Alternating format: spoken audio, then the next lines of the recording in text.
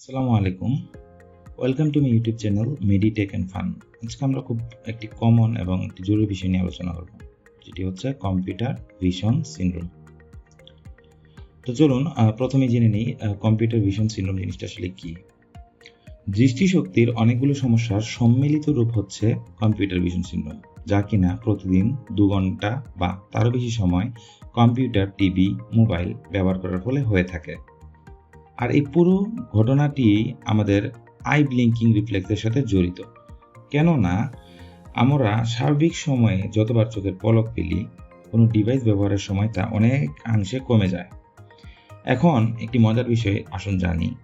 সাধারণত আমরা একটি সুস্থ মানুষ প্রতি মিনিটে 16 থেকে 20 বার চোখের পলক ফেলে, কিন্তু ডিভাইস ব্যবহারের সময় তা কমে গিয়ে 6 থেকে 8 বারে দাঁড়ায়। এখন চোখের পলক ফেলার ব্যাপারটি আমাদের জন্য খুবই গুরুত্বপূর্ণ, কেননা এর মাধ্যমে চোখের আর্দ্রতা রক্ষাকারী পানি চোখের চারদিকে ছড়িয়ে পড়ে।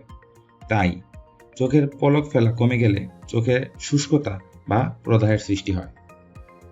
এখন আসুন, কেন আমরা কম্পিউটার বা কোনো ডিভাইসকে কম্পিউটার ভিশন সিনড্রোম বা সিভিএস এর জন্য একে দায়ী করছি তা জেনে নিই।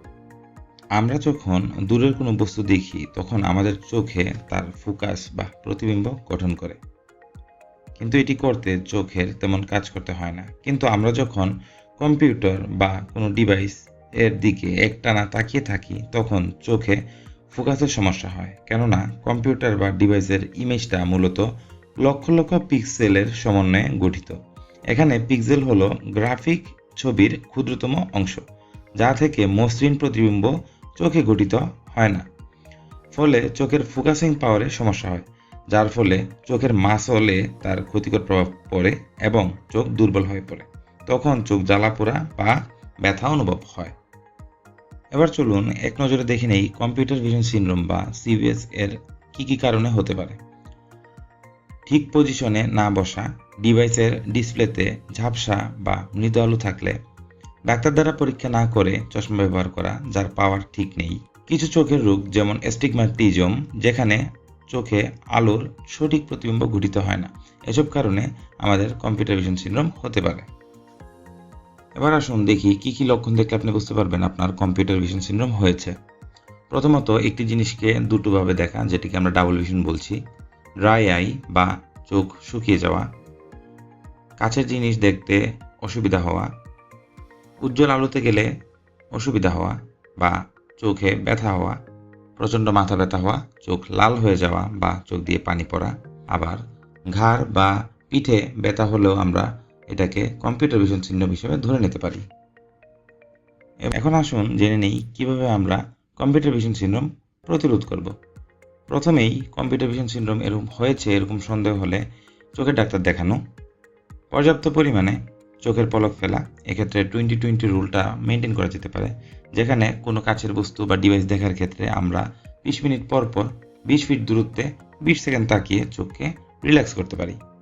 কম্পিউটার বা কোনো ডিভাইসে বসার ক্ষেত্রে 20 ডিগ্রি নিচে চোখের এরকম পজিশনে বসা, বা কোনো ডিভাইসে বাইরে থেকে আলোর প্রতিবিম্ব যাতে তৈরি না হয় সেদিকে খেয়াল রাখা। সরাসরি এয়ার কন্ডিশনের সামনে না বসা, যাতে করে চোখ শুকিয়ে না যায়। আর প্রতি 30 মিনিট কাজের ভিতরে 5 মিনিটের একটি বিরতি নেওয়া।